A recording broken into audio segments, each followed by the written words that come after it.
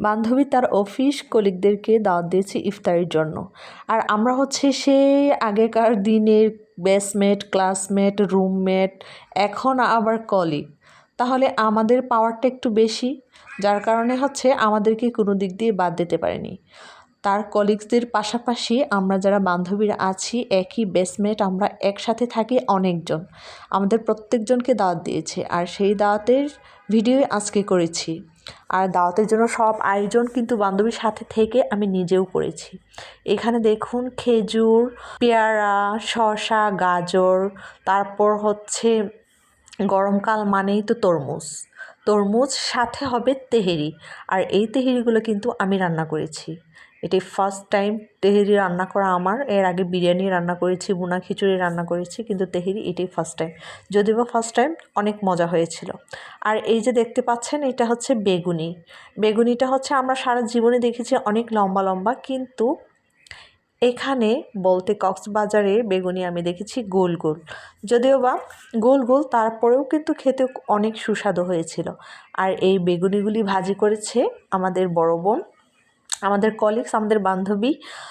তো উনি এক্সপার্টম্যান, যার কারণে হচ্ছে সব কিছু রেডি করার পরে বড়া প্লাস হচ্ছে বেগুনিটা ওনার জন্য রেখে দেওয়া হয়েছে, উনি এসে বানাবে তাই।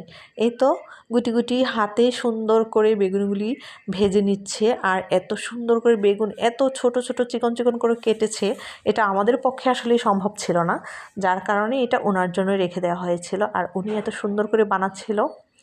আর বেগুনিগুলি প্লাস হচ্ছে পেঁয়াজগুলো অনেক মজা হয়েছে।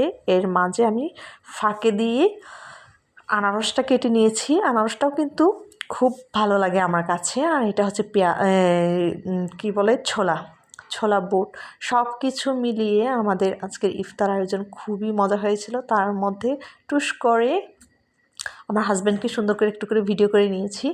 এই তো যেহেতু আমরা অনেক মানুষ একসাথে খাবো, জায়গার সংকুলান হবে না, তার জন্য আমরা ফ্লোরে একদম বিছানা চাদর বিছিয়ে নিয়েছি, প্লাস সব কিছু গুছিয়ে নিয়েছি। ওয়ান টাইম গ্লাস এবং প্লেট আনা হয়েছিল, ওইগুলোকে সবগুলি গুছিয়ে নিয়ে আমি তো কাজের ফাঁকে ফাঁকে ভিডিও করতে কখনোই ভুলি না।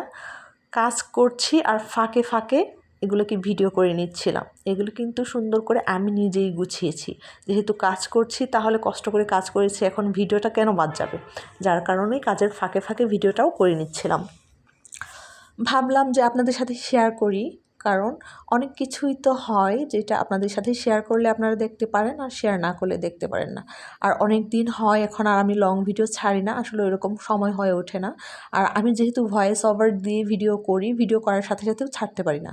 ভয়েস ওভার দিতে একটু টাইম লাগে, হয়তো কখনো কখনো দিতে ইচ্ছে করে, কখনো কখনো ইচ্ছে করে না, যার কারণে অলসতার কারণে মাঝে মাঝে হয়ে ওঠে না দেওয়া। তো আজকে